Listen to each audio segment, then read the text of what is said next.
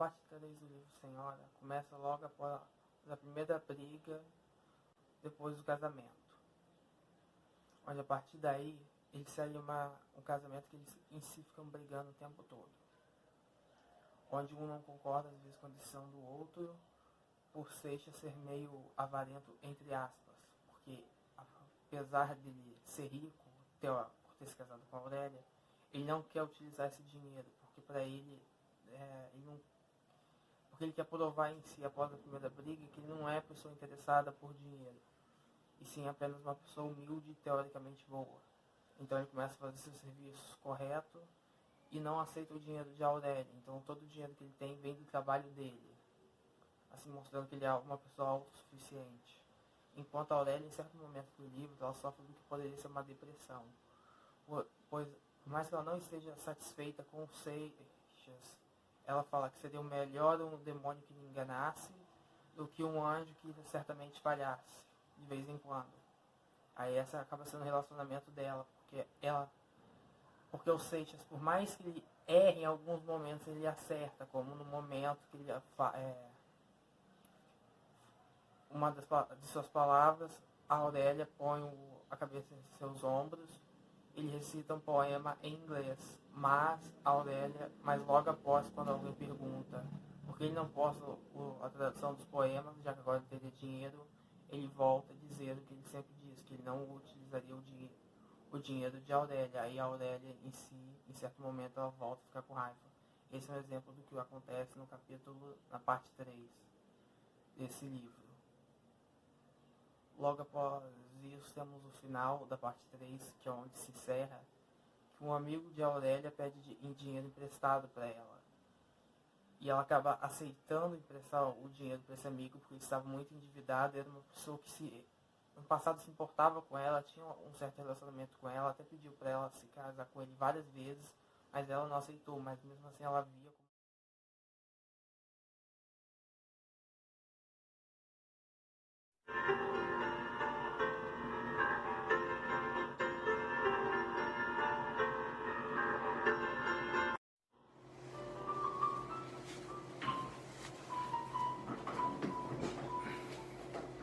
Fernando Seixas. Que dizer de um cara que, sempre perseguido pela sombra de sua moral fácil, de uma hora para outra torna-se funcionário exemplar? No mínimo estranho. E ele tem andado estranho desde que se casou com aquela tal de Aurélia Camargo. Motivo de chacota na repartição. O Sr. Seixas está me deixando horrorizado. Esses dias entrei no quarto dele para arrumar e encontrei todas aquelas louças decorativas guardadas dentro do próprio armário. Nunca vi o senhor tão avarento assim. Estou cada vez mais assustada.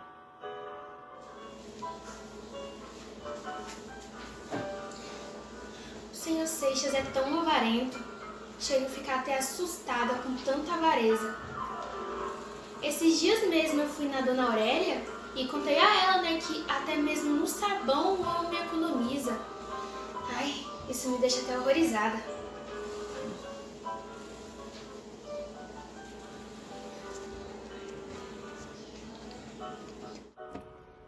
Seixas?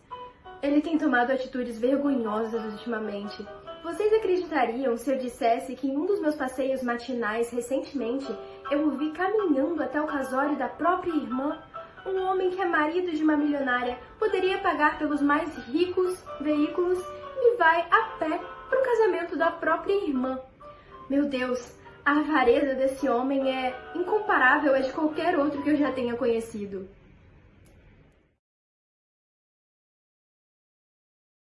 Agora, fazendo um resumo capítulo por capítulo do que acontece na terceira parte, nós vamos criar um nome para cada capítulo e falar por que ele foi escolhido.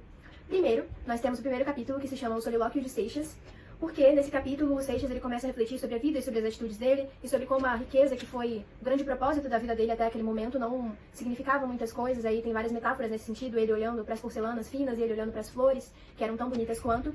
E um solilóquio é basicamente um monólogo que normalmente está relacionado a um grande momento de uma epifania mental para um personagem, sabe? O ser ou não ser, eis a questão. Isso é um pedacinho de um solilóquio. Aí nós resolvemos dar o nome de Solilóquio de Seixas para esse capítulo. Depois nós temos o nosso capítulo 2, que resolvemos chamar de Farpas à Mesa, pelo fato de boa parte, se não todo o capítulo, ser ambientado ao redor de uma mesa de jantar. Eles estão fazendo uma refeição e o Seixas e a Aurélia ficam se tratando com ironia, falando farpas um pro outro. Tem um momento em que a Aurélia fala mal do trabalho do Seixas de forma indireta e assim vai. Aí nós partimos para o nosso capítulo 3, em que basicamente o Fernando e a Aurélia fazem um passeio ao longo dos jardins da casa deles, uma coisa que se repete bastante ao longo da terceira parte, e nesse momento eles continuam se tratando com ironia. O Fernando novamente se coloca no lugar dele, que é de marido e de, entre aspas, escravo dela, de uma forma irônica. Como sempre, quando eles voltam para dentro de casa, eles ficam muito distantes, o que é reparado e estranhado pela dona Firmina. Por isso, o nome do nosso capítulo 3 é Problemas no Paraíso, inspirado pela expressão em inglês Problems in Paradise, que é quando alguém nota que um casal está com um problema e uma pessoa vira e fala, problemas no paraíso? Vocês estão tendo problemas? Aí foi nessa expressão que esse capítulo foi nomeado. E assim nós partimos para o nosso capítulo 4, Trabalho Honesto Paga Pouco. Basicamente, o Sr. Seixas ele volta ao trabalho e ele se torna, do dia pra noite, um funcionário exemplar, porque ele costumava ser bem relapso com as responsabilidades dele e ter essa característica muito de playboy, né, entre aspas, e isso é tratado com muito ceticismo pela maioria dos personagens secundários e pela Aurélia. E ele é muito rechaçado e tratado como se fosse uma questão de avareza e tudo mais. Por isso, trabalho honesto paga pouco. Indo para o nosso capítulo 5, pela primeira vez a Aurélia de fato questiona o Fernando o porquê de ele estar sendo tão econômico, não estar esbanjando do dinheiro dela, afinal ela era uma mulher extremamente rica, e agora por extensão ele podia usar essa riqueza por ser marido dela, e ele responde para ela que ele será o marido dela, ela é a senhora dele, só que ela não pode forçá-lo a ser um homem que esbanja a riqueza. E aí ela trata com ele com ironia, falando que era isso que ele era antes de se casar com ela.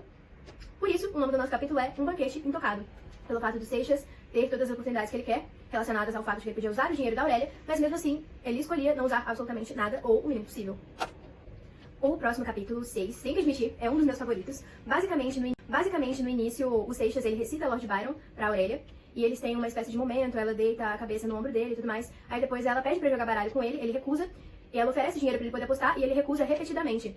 E isso irrita profundamente a Aurélia, né? Porque a verdade é que ela queria punir um homem que ele não era mais.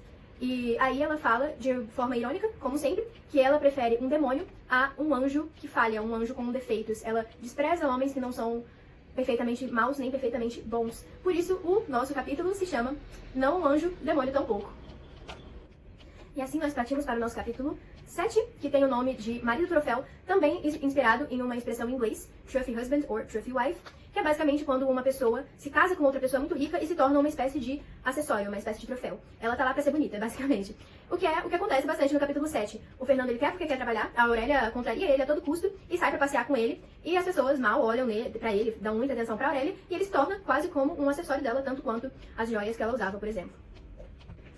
Então nós chegamos ao capítulo 8, no qual nós chegamos a uma espécie de fim de um ciclo em relação ao capítulo 1, porque dessa vez nós temos o solilóquio da Aurélia. Ela está no divã dela e ela começa a refletir sobre o fato de que as ações dela foram muito motivadas pelo orgulho, e ela fica com sentimentos muito contraditórios em relação aos Seixas, fica irritada com o fato dele ser inesperadamente íntegro. Em um dos passeios pelo jardim deles, ela tem um ato de bondade inesperado e oferece o divórcio para ele. Proposta essa que ele recusa e fala que ele prometeu que ia ser o marido dela, portanto, ele será.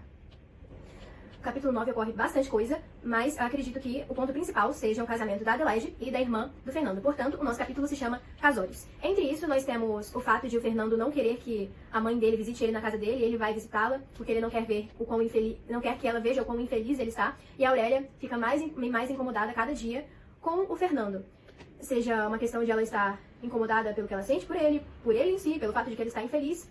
É um mistério, mas cada dia mais muito incomodada com a presença e com a proximidade do Fernando.